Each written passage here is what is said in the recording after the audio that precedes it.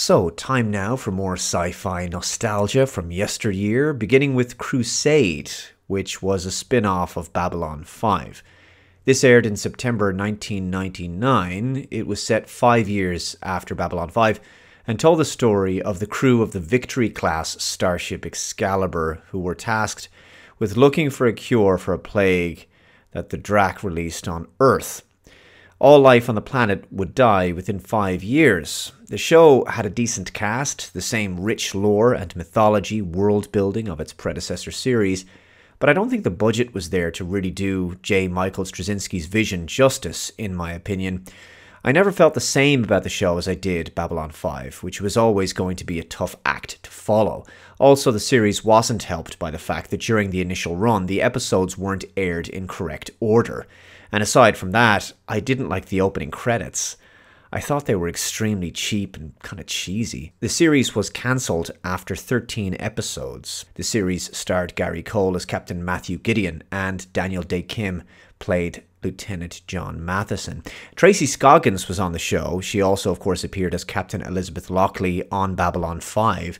She would go on to appear in the follow-up TV movies The River of Souls, A Call to Arms, and The Lost Tales.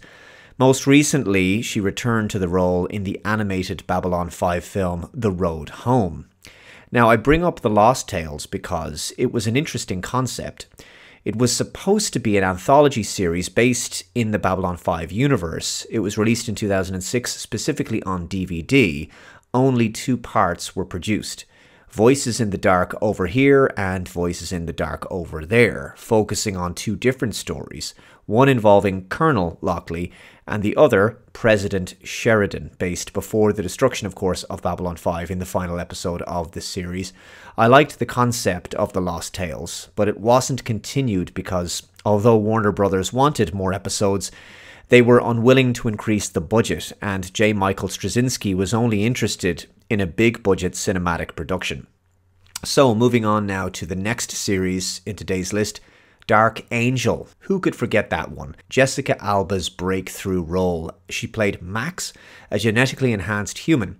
She escaped from a lab, and she and 11 others were supposed to be these super soldiers, basically, and the show takes place in a dystopian future of Seattle 2019. Well, I suppose it can be a bit dystopian there, maybe. So she fights corruption for a cyber journalist named Logan Cale, and she rides around on a motorcycle in the series because she works as a courier. So the show certainly had a very unique visual style as well. Meantime, Manticore, which is the company that made the X5 genetically engineered people, are out looking for her, and she occasionally bumps into other fellow X5s.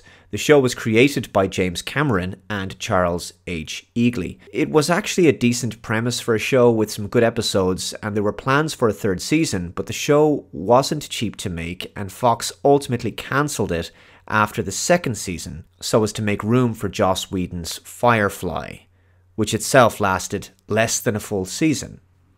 I've already talked about Firefly, I did a whole video on that show. Dark Angel certainly needed another season to develop its lore. It was a shame that it didn't get it.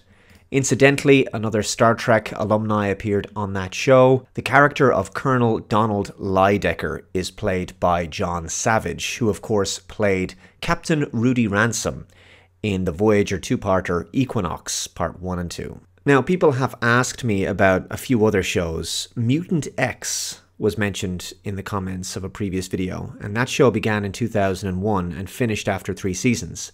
I have to confess, I didn't watch this show. Suffice to say, I wasn't really drawn to it from the trailers of the show. It looked a bit cheap, like a cheap version of the X-Men or something.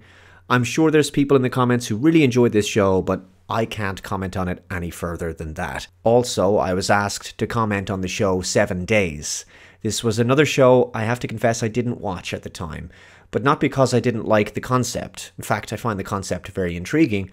I simply didn't get a chance to see it, as I was likely busy doing and watching other things at the time. 7 Days was a show that was a little bit like Time Tracks meets Stargate in a way.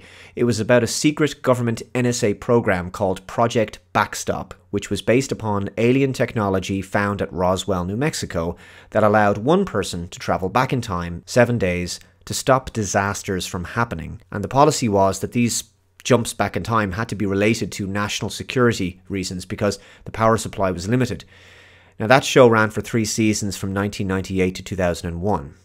Now, without doubt, the biggest series on today's list is Smallville, and it's hard to believe that this show finished over 13 years ago, because it felt like it was on the air forever. Now, just like Stargate SG-1, Smallville also ran for 10 seasons, from 2001 to 2010, doing 217 episodes.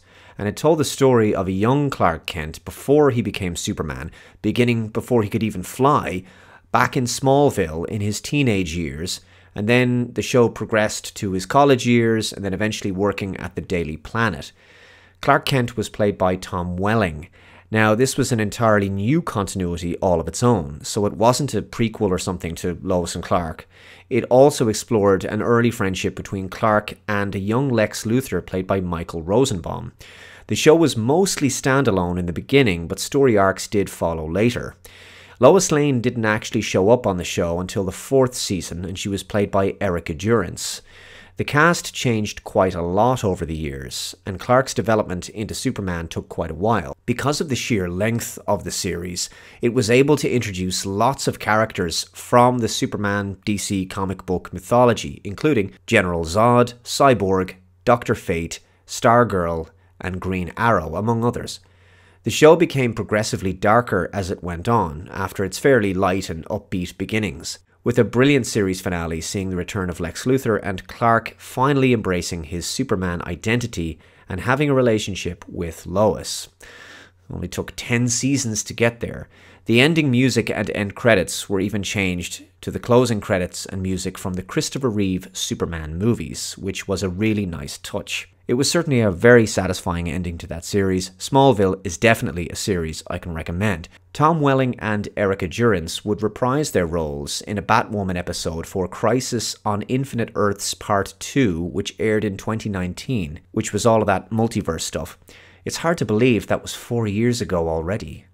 I thought it was like 2 years ago. It was a nice scene and very popular with fans. But I won't lie, Clark Kent, Superman, and Lois Lane will always be Dean Cain and Terry Hatcher to me. Yes, my Lois and Clark series review is coming.